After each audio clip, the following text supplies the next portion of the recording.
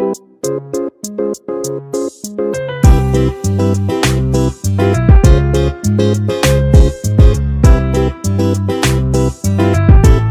मध्ये नमस्ते. आजची रेसिपी आहे बटाट्याचा भरीत. आई किचन मध्ये नमस्ते. आजची रेसिपी आहे बटाट्याचा भरीत. तर इथे मी 4 बटाटे घेतलेत, छान असे सोलून घेतलेले आहेत आणि भरीत कसा बनवायचा तो दाखवते. इथे लागणारी सामग्री, इथे 4 बटाटे आणि इथे मी शेंगदाणे भाजून घेतलेले आहेत. हे छान असं कुटून घ्यायचं. कुटायचं कसं दरदर एकदम 2 पीसेस मध्ये. इथे आखी लसूण घेतलेले आहे, पूर्ण लसूण घेतलेले आहे. इथे एक कांदा कट करताना लॉंग करायचा आणि एकदम मोठा करायचा.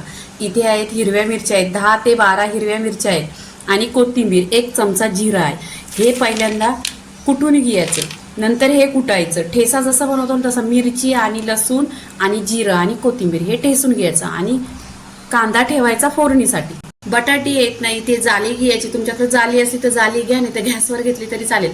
छान अशी बटाटी भाजायची आणि बटाट्याने आहे ना आणि वर खाली पण करायची. त्याच्यामध्ये सुरी टोचायची आणि ही अशी भाजून घ्यायची. पूर्णपणे 4 बटाटी भाजून घ्यायची.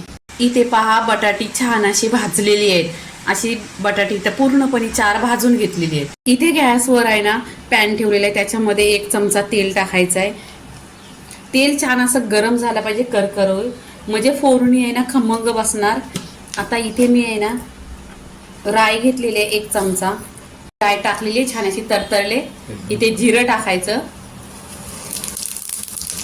जिरं छान असं तरतरला. इथे मोठा 1 कांदा घेतलेला तो टाकायचा.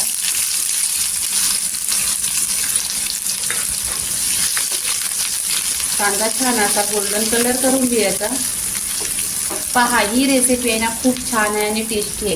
इथे कांदा छान असा गोल्डन कलर झालेला आहे. इथे पहा मिरची, लसूण आणि जिरं आणि कोथिंबीर हे ठेसून घेतलेलं आहे. असा आबरभरच ठेसून घ्यायचं, खूप टेस्ट छान येतो.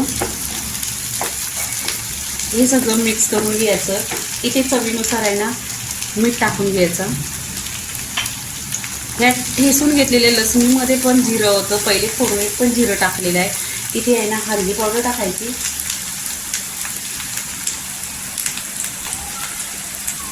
हळदी पावडर टाकलेली आहे. छान अशी तेलावर परतून घ्यायचं. इथे 5 शेंगदाणं पण असं दरदर पिसायचं, म्हणजे दाताखाली छान असं क्रिस्पी येतात आणि तेलावर परतून घ्यायचं. इथे पूर्णपणे पहा एकजीव केलेला आहे. आता इथे आहे ना ही बटाटी घ्यायची. ही बटाटी आहे ना छान अशी तोडून घ्यायची, डायरेक्ट हाताने तोडायची.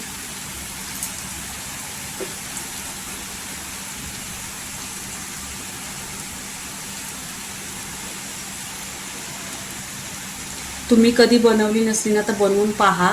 छान रेसिपी आहे आणि एकदम चविष्ट आहे आणि याचा खुशबू छान असा खमंगमध्ये येतो आणि टेस्ट पण 1 नंबर येतो. आता इथे काय करायचं, इथे आपण तेलावर आहे ना बटाटा छान असा परतून घ्यायचा. 10 मिनटं लागतील. 10 मिनटं खाली गॅस स्लो करायचा आणि स्लो गॅसवर परतून घ्यायचा.